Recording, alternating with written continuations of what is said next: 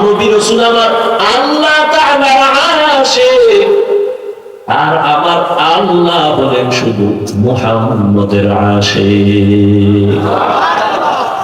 ব্যবধান আছে না নাই? সমস্ত নবী রাসূল আমার আল্লাহ তাআলার আশিক, আর আমার আল্লাহ শুধু মুহাম্মদের আশিক। ভালো করে খেয়াল করেন, রাতের বেলা মেরাজ হওয়ার আরেকটা কারণ, যদি দিনের বেলা হইতো সবাই দেখে ফেলতো, আর দেখে বিশ্বাস করার মধ্যে ইমানের পয়েন্ট বাড়ে না, বরং না দেখে বিশ্বাস করার মধ্যে ইমানের পয়েন্ট বেড়ে যায়। আমরা আল্লাহকে মানিনি দেখা না, না দেখা। ইউমিনুনা বিল গায়ব, আমরা আল্লাহকে না দেখে বিশ্বাস করি, জন্য আমাদের ঈমান মজবুত। আমরা রহমতের নবীরও দেখি নাই, তারপর আমরা তার শেষ নবী মানি না দেখে, আমাদের ঈমান আরো মজবুত। আমরা নবীজিরে দেখি না, এরপর নবীরে বাদ দিয়ে কত মিথ্যা নবীর দাবিদারেরা নবী নিজে দাবি করছে। আমরা কাউকে মানি না, আমরা মানি আখিরি নবী মুহাম্মদ সাল্লাল্লাহু। আল্লাহ তাআলা রাতের বেলা মেরাজ করাইয়া মুমিনের ঈমানটারে মজবুত করেছে। রহমতের নবী রাতের বেলা থেকে সকালে এসে আবু জাহিলের কয় আমি মেরাজ করে আসলাম, বাইতুল মাকদিস দেখে আসলাম। আবু জাহিল বের হয়ে কয় মিথ্যা কথা, এটা অসম্ভব। রাস্তায় বের হয়ে আগের সাথে সামনে গিয়া দেখে আবু বকর আসতেছে। এই আবু বকর, শুনছো আব্দুল্লাহ ছেলে পাগল হয়ে গেছে? কেন? সে নাকি এই রাতের মধ্যে 7 আসমান ঘুরে ফিরা বাইতুল মাকদিস 1 মাস লাগে যাইতেছে, রাতের অল্প টাইমে দেখে আসছে। আবু বকর সিদ্দিক বলেন, আবু জাহাল কথাটা কে তোমাকে বলছে? বলে আব্দুল্লাহর ছেলে মুহাম্মদ। সত্যি? বলে হ্যাঁ সত্যি। মুহাম্মদ বলেছে? বলে হ্যাঁ। আবু বকর কয় নাই, আমি জিজ্ঞাসা লই। আবু বকর বলে যদি মুহাম্মদ বলে থাকেন, আমি এখনই তার উপরে ঈমান এনে ফেললাম। আমি আবু বকর নবীর জিজ্ঞাসার দরকার নাই, তুমি যদি বলো মুহাম্মদ বলেছে, কেউ না মানলে আমি মেনে নিলাম। এই জন্যই তো আবু বকরের এত মূল্য। রহমতের নবী বলেন সব মুমিনের নেক আমল যদি এক পাল্লায় দেয়, আর আমার আবু বকরের 2টা আমল যদি ভিন্ন পাল্লায় দেয়, সব মুমিনের নেক আমল থেকে আবু বকরের মাত্র 2 আমলের পাল্লা ভারী হয়ে যাবে। যে আবু বকরকে আমার আল্লাহ নিজে সালাম দিয়েছেন, আবু বকর মেনে নিলেন। আল্লাহ বলেন সুবহান, আমি পবিত্র। পবিত্র বলতে গেলে প্রশ্ন আসে, এজন্য এই সুন্দর একটা জবাব দিচ্ছেন শাইখুল হিন্দ মাহমুদ হাসান দেওবন্দি রাহমাতুল্লাহ আলাইহি বলছেন, এখানে পবিত্রতার বিপরীত যে আইব, অর্থাৎ তো শান্তি। হিন্দুরা বলে 33 কোটি দেবদেবীর পূজা করো, তাহলেই শান্তি। এখন এদের শান্তি ঠিকানা এক না আলাদা? কেন? এদের ধর্ম কি? হিন্দুদের ধর্ম আলাদা, শান্তির ঠিকানাও। ইহুদির ধর্ম আলাদা, শান্তির ঠিকানাও আলাদা। এবার আমরা মুসলমানের ধর্ম কি? এক না? তাহলে আমাদের শান্তির ঠিকানা কয়টা হবে? একটা হবে। কিন্তু ওদের ঝামেলা আরো বেশি। কেউ বলে কবরে সেজদা দাও, শান্তি। কেউ বলে মাজারে দাও, শান্তি। কেউ বলে গাছেরে দাও, শান্তি। কেউ বলে বেপরদায় নাচ গান করো, শান্তি। আসলে শান্তি কোথায়? শান্তির ঠিকানা একটাই, ইসলাম। কি? ইসলাম। সে ইসলাম যতদিন পর্যন্ত ছিল না, ততদিন পর্যন্ত মক্কার মানুষ এক অশান্তির বেড়াজালে ছিল।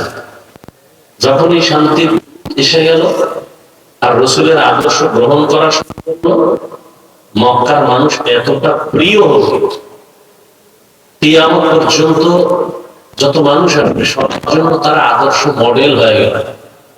আল্লাহ লিস্টি নিয়ে পাঠিয়ে দিলেন, জিবরাইল নিয়ে লিস্টি নবীরে দাও, এই লিস্টিতে যাদের নাম আছে এরা জান্নাতি। অথচ এরা ছিল চরম খারাপ। এই কথাটা দুনিয়ার সব চান্দাবাজার ধান্দাবাজেরাও জানে যে ইসলাম সঠিক শান্তি দিতে পারে। মানে না কেন? চুরি চলবে না, দুর্নীতি করতে পারবে না, চান্দাবাজি আর ধান্দাবাজি করতে পারবে না। এই জন্য ইসলাম থেকে দূরে এবং মানুষের ব্রেনকে ওয়াশ করে ফেলাইছে যে ধর্ম আর রাজনীতি এক না। হ্যাঁ, চান্দাবাজি ধান্দাবাজি রাজনীতি আর ইসলাম ধর্ম এক না। কিন্তু সুলাইমান নবীর রাজনীতি, ইউসুফ নবীর রাজনীতি, আমাদের নবীর রাজনীতি ও আবু বকরের রাজনীতি, ওমরের রাজনীতি আর ইসলাম ধর্ম এক নাকি আলাদা? আল্লাহ বুঝার তৌফিক দান করেন। আমি আপনাদের সামনে যে আয়াত পড়ছি সূরাতুস সুবহানের প্রথম আয়াত, নবীজির হাদিস থেকে একটি হাদিস। প্রথমে তরজমা, এরপরে আপনাদের ধৈর্যের উপরে কিছু ব্যাখ্যা। বলতেছিলাম যে বক্তার এলেম আমলে বাহাদুরি দিয়া ওয়াজ হয় না, বক্তব্য হয় না। বাতিনি ভাবে থাকতে হবে আল্লাহর রহমত, জাহিরি ভাবে লাগছে শ্রোতাদের অন্তরের মুহাব্বত। এই দুই যখন এক হয়ে যাবে তখন বয়ান আল্লাহ বের করে দিবেন। তাহলে তরজমা শুরু করি। আল্লাহ বলেন সুবহান, পবিত্র সত্তা, আল্লাযী আসরা বিআবদিহি লাইলাম মিনাল মাসজিদিল হারাম ইলাল মাসজিদিল আকসা, যিনি ভ্রমণ করাইলেন তার প্রিয় বান্দাকে বাইতুল্লাহ থেকে বাইতুল মাকদিস পর্যন্ত।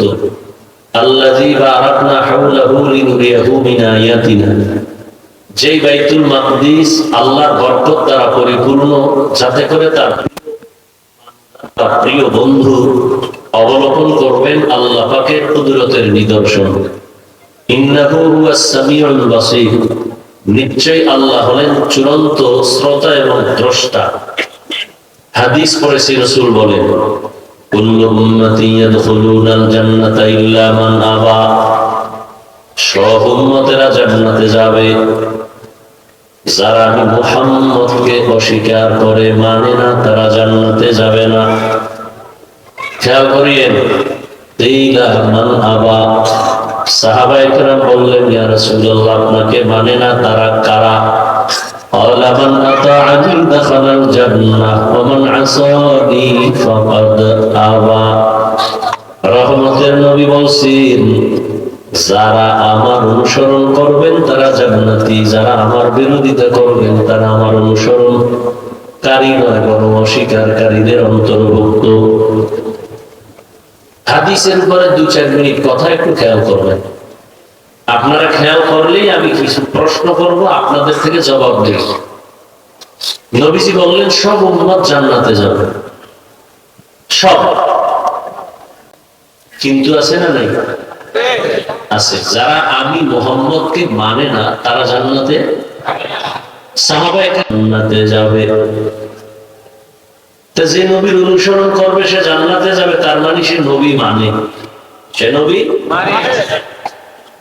তাহলে যে নবীর অনুসরণ করবে সে কোথায় যাবে? বিপরীত কথাটা কি দাঁড়ায় আমাকে বলুন। যে নবীর অনুসরণ করে না সে জান্নাত পাবে না। খেয়াল করছেন তো? নবী একথা বলেন। আবারও খেয়াল করেন, যারা নবীর অনুসরণ করবে তারা জান্নাতে যাবে। বিপরীত কথা দাঁড়ায়, যারা অনুসরণ করবে না তারা জান্নাত পাবে না। নবী এ কথা বলেন নাই যে যারা অনুসরণ করবে না তারা জাহান্নামে যাবে, নবী এ কথা বলেন নাই। নবী কি বলছেন? যারা বিরোধিতা করবে তারা আমাকে অস্বীকার করার কারণে জাহান্নামে যাবে। এখান থেকে আমরা কি বুঝি? নবীর আদর্শ মতো যারা চলে না এরা দুই দল। কয় দল? এক দল দরদি আর এক দল বিরোধী। এই শব্দটাকে আবার বলি, এক দল আগ্রহী আর এক দল বিদ্রোহী। যেমন আমি ডান দিক থেকে একটা যুবকরে জিজ্ঞাসা করলাম, এই যুবক, তুমি নবীর আদর্শে দাঁড়িয়ে রাখো না কেন? নামাজ পড়ো না কেন? যুবক বলে, ভাই নামাজ পড়াও দরকার, দাড়ি রাখাও দরকার, চেষ্টা করি, পারি না, দোয়া করেন, ইনশাআল্লাহ চেষ্টা করব। কি বুঝলেন, সে কি বিরোধী না দরদি? খেয়াল করছেন তো? আচ্ছা, এদিক থেকে একজনকে জিজ্ঞাসা করলাম, কথার কথা, যুবক তুমি নবীর আদর্শে দাঁড়িয়ে রাখো না কেন, নামাজ পড়ো না কেন? আমার কথাটা শেষ না হতেই চুম্বুকের মতো জবাব দিল, না রাখলে অসুবিধা কি, না পড়লে অসুবিধা কি? কি বুঝলেন, দরদি না বিরোধী? আগ্রহী না বিদ্রোহী? রাসূলের আদর্শের ক্ষেত্রে বিদ্রোহীর আর এক নাম বেঈমান। বিদ্রোহীর আর এক নাম ও খেয়াল করেন। তাহলে কি বুঝলেন, যে দাঁড়িয়ে রাখে না তাকে গালি দেওয়া যাবে না। আগে বুঝতে হবে সে দরদি না বিরোধী। দরদি হলে মুমিন, বিরোধী হলে বেঈমান। দাড়ি না রাখলেও যদি দরদি হয় মুমিন, দাড়ি না রেখে যদি বান্দা বিরোধী হয় বেঈমান, তাহলে একজনে নামাজ পড়ে না তারে গালি দেওয়া যাবে না, কারণ আগে বুঝতে হবে সে দরদি না বিরোধী।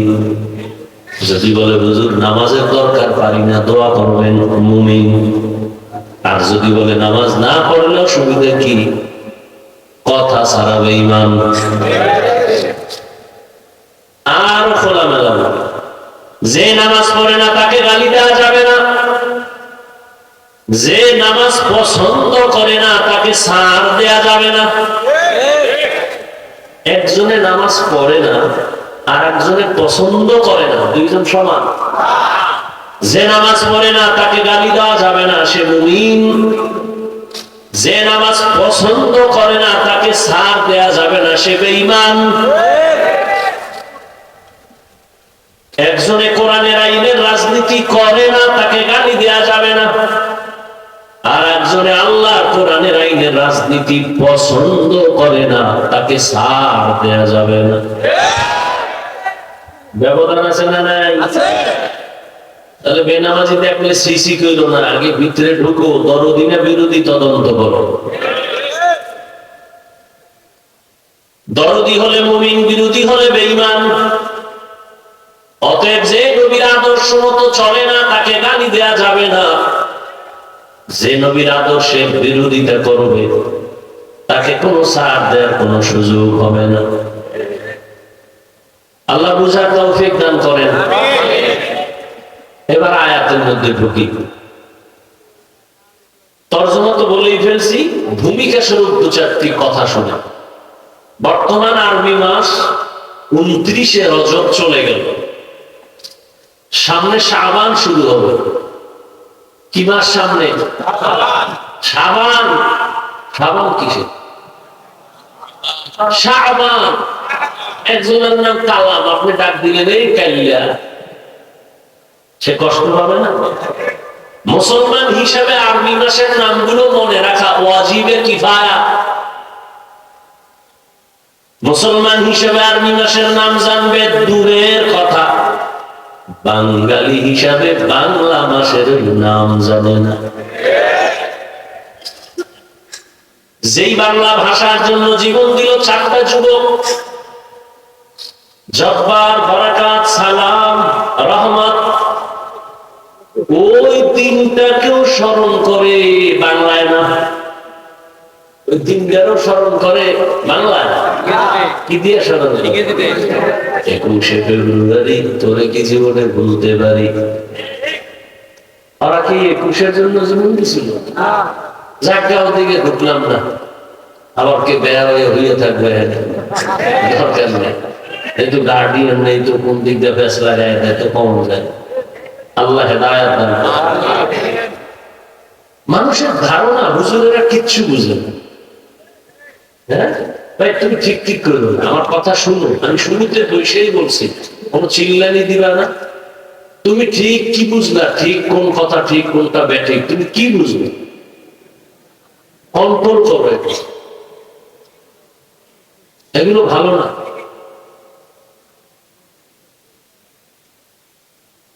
হুজুরেরা কিছু বুঝে না, এই ধারণা মানুষের অন্তর। এরা কোরআন হাদিসের ওয়াজ করবে, তার মানেই হলো আখিরাত নিয়ে কথা বলবে।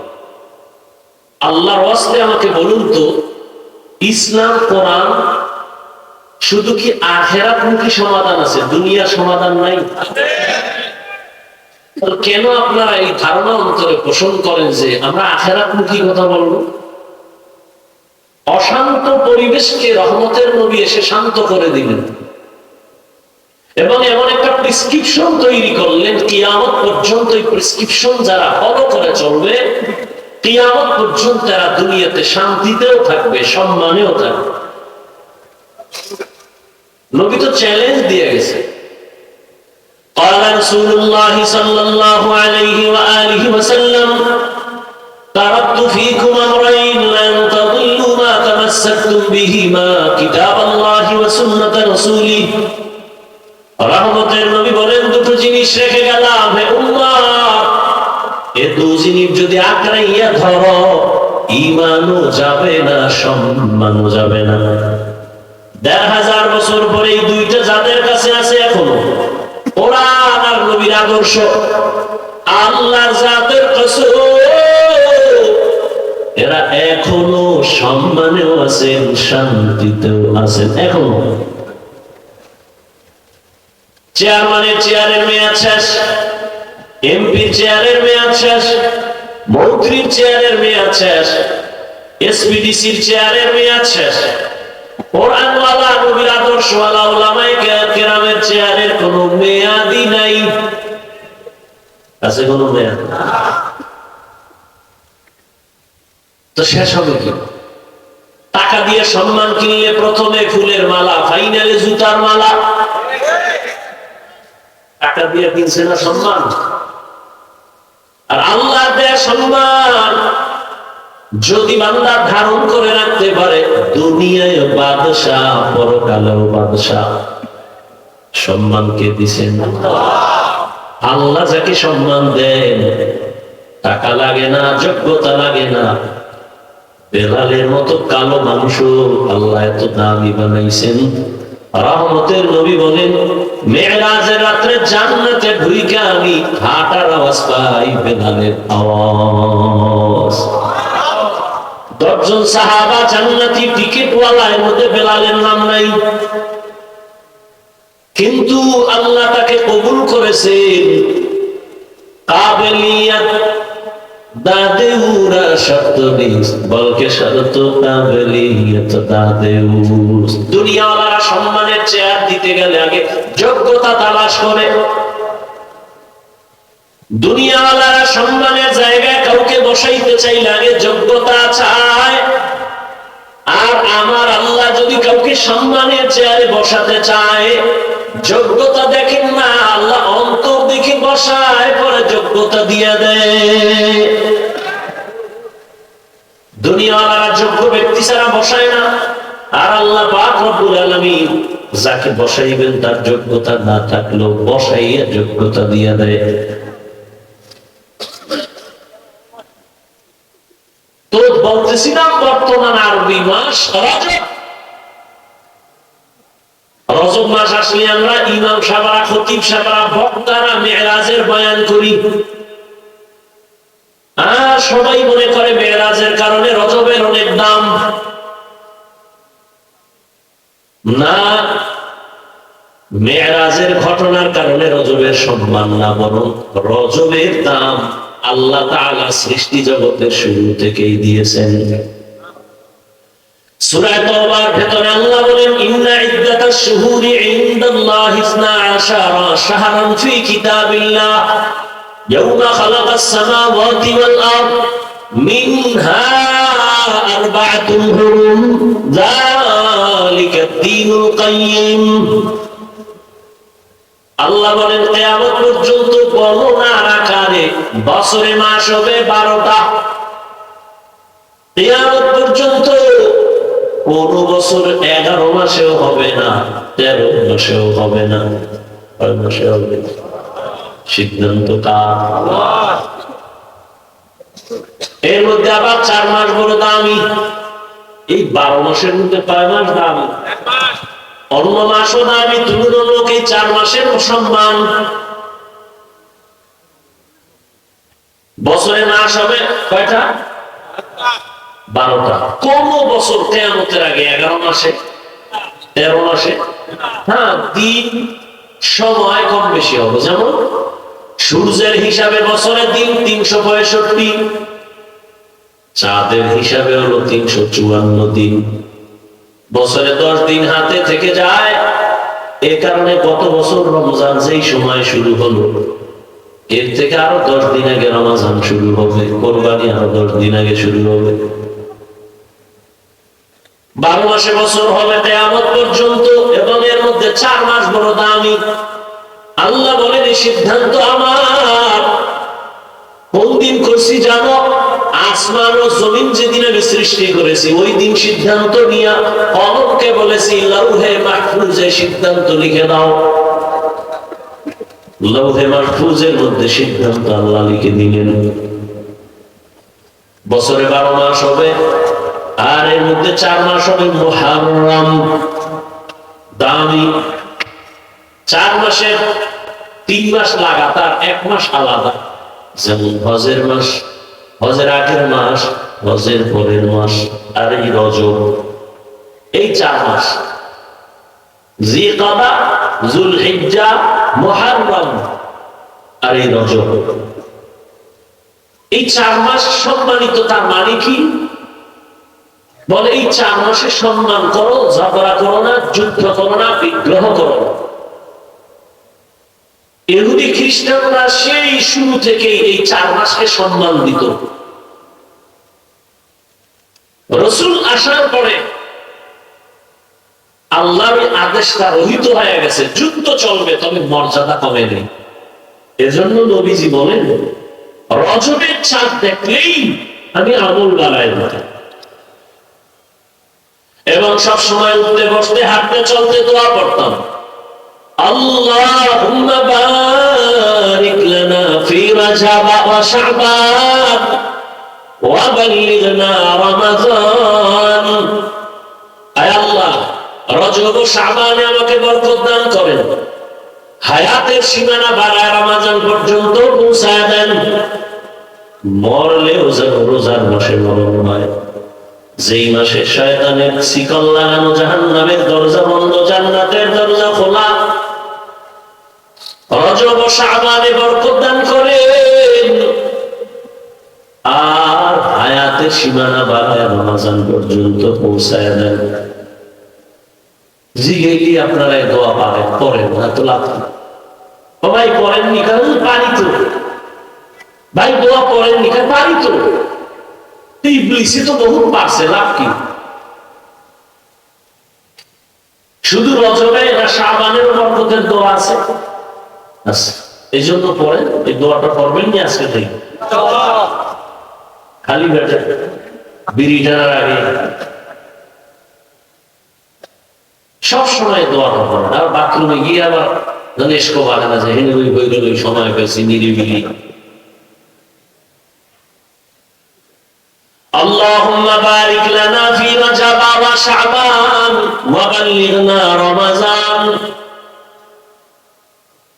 আল্লাহ আমাদের এই দোয়া বেশি বেশি পড়ার তৌফিক দান করেন।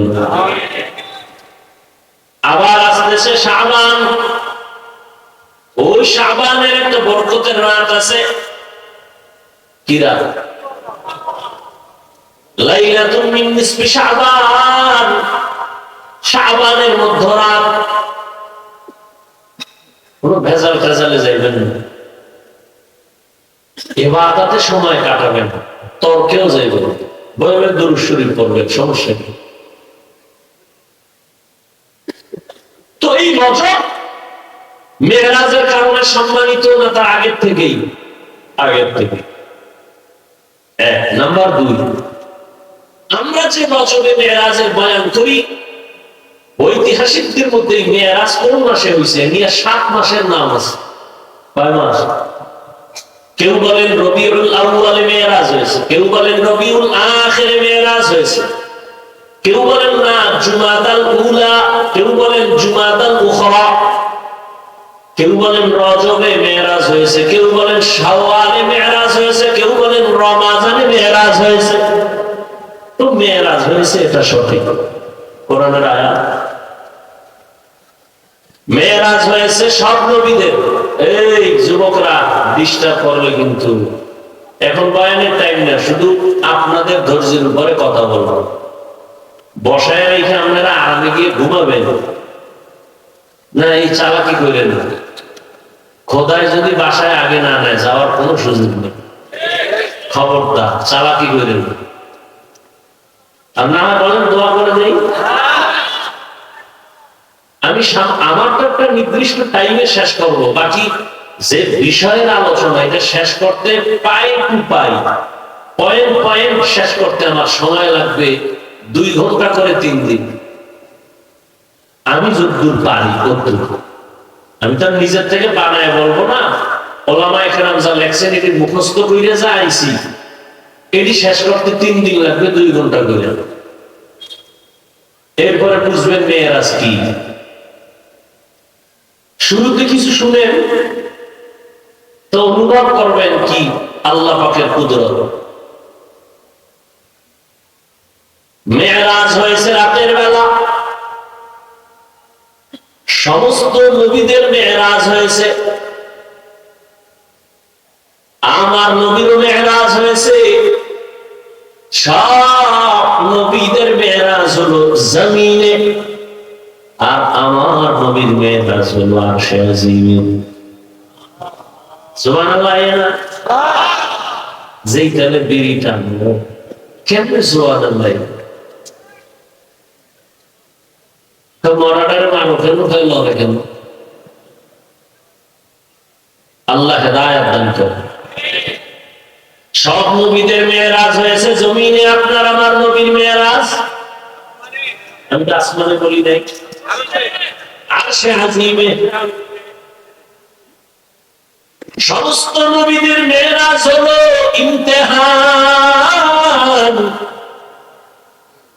আর আমার নবীর মেরাজ হলো ইনআম।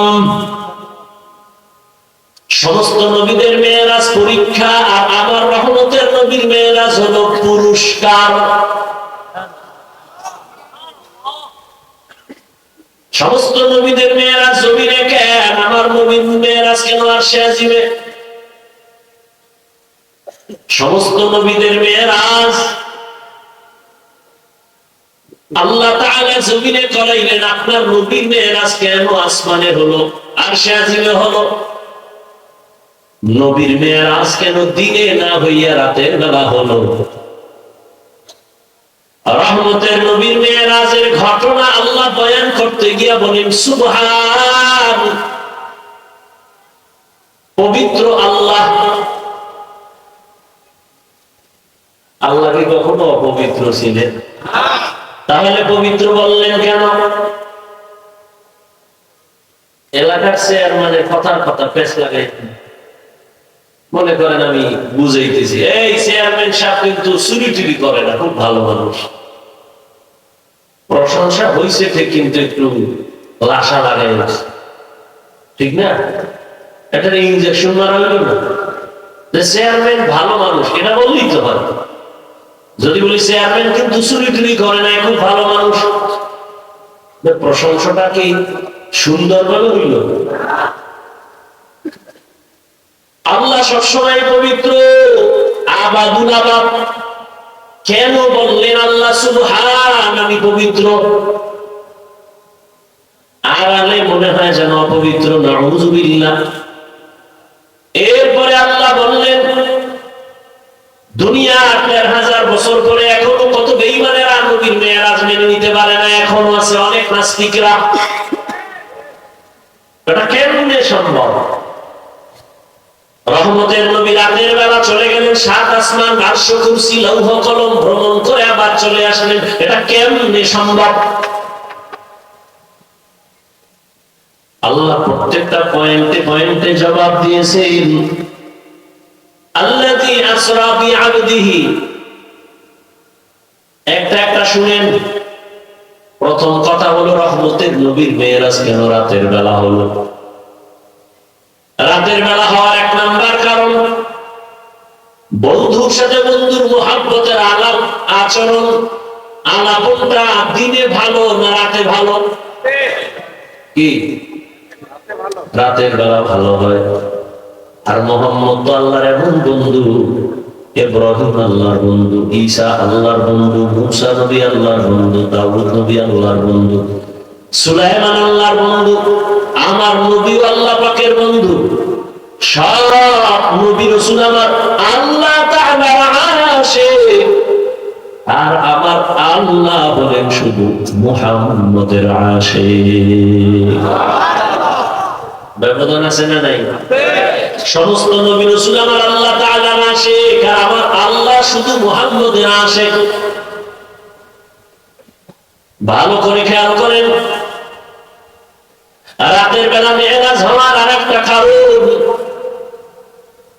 যদি দিনের বেলা হয়তো সবাই দেখে ফেলতো, আর দেখা বিশ্বাস করার মধ্যে ইমানের পয়েন্ট বাড়ে না, বরং না দেখা বিশ্বাস করার মধ্যে ইমানের পয়েন্ট বেড়ে যায়। আমরা আল্লাহকে মানিনি দেখা না, না দেখা। ইউমিনুনা বিল গায়ব, আমরা আল্লাহকে না দেখে বিশ্বাস করি, জন্য আমাদের ঈমান মজবুত। আমরা রহমতের নবীরও দেখি নাই, তারপর আমরা তার শেষ নবী মানি না দেখে, আমাদের ঈমান আরো মজবুত। আমরা নবীজিরে দেখি না, এরপর নবীরে বাদ দিয়ে কত মিথ্যা নবীর দাবিদারেরা নবী নিজে দাবি করছে, আমরা কাউকে মানি না, আমরা মানি আখিরি নবী মুহাম্মদ সাল্লাল্লাহু। আল্লাহ তাআলা রাতের বেলা মেরাজ করাইয়া মুমিনের ঈমানটারে মজবুত করেছে। রহমতের নবী রাতের বেলা থেকে সকালে এসে আবু জাহিলের কয় আমি মেরাজ করে আসলাম, বাইতুল মাকদিস দেখে আসলাম। আবু জাহিল বের হয়ে কয় মিথ্যা কথা, এটা অসম্ভব। রাস্তায় বের হয়ে আগের সাথে সামনে গিয়া দেখে আবু বকর আসতেছে। এই আবু বকর, শুনছো আব্দুল্লাহ ছেলে পাগল হয়ে গেছে? কেন? সে নাকি এই রাতের মধ্যে 7 আসমান ঘুরে ফিরা বাইতুল মাকদিস 1 মাস লাগে যাইতেছে, রাতের অল্প টাইমে দেখে আসছে। আবু বকর সিদ্দিক বলেন, আবু জাহাল কথাটা কে তোমাকে বলছে? বলে আব্দুল্লাহর ছেলে মুহাম্মদ। সত্যি? বলে হ্যাঁ সত্যি। মুহাম্মদ বলেছে? বলে হ্যাঁ। আবু বকর কয় নাই, আমি জিজ্ঞাসা লই। আবু বকর বলে যদি মুহাম্মদ বলে থাকেন, আমি এখনই তার উপরে ঈমান এনে ফেললাম। আমি আবু বকর নবীর জিজ্ঞানের দরকার নাই, তুমি যদি বলো মুহাম্মদ বলেছে, কেউ না মানলে আমি মেনে নিলাম। এই জন্যই তো আবু বকরের এত মূল্য। রহমতের নবী বলেন, সব মুমিনের নেক আমল যদি এক পাল্লায় দেয়, আর আমার আবু বকরের 2টা আমল যদি ভিন্ন পাল্লায় দেয়, সব মুমিনের নেক আমল থেকে আবু বকরের মাত্র 2 আমলের পাল্লা ভারী হয়ে যাবে। যে আবু বকরকে আমার আল্লাহ নিজে সালাম দিয়েছেন, আবু বকর মেনে নিলেন। আল্লাহ বলেন সুবহান, আমি পবিত্র। পবিত্র বলতে গেলে প্রশ্ন আসে, এজন্য এই সুন্দর একটা জবাব দিচ্ছেন শাইখুল হিন্দ মাহমুদ হাসান দেওবন্দি রহমাতুল্লাহ আলাইহি বলছেন, এখানে পবিত্রতার বিপরীত যে আইব, অর্থাৎ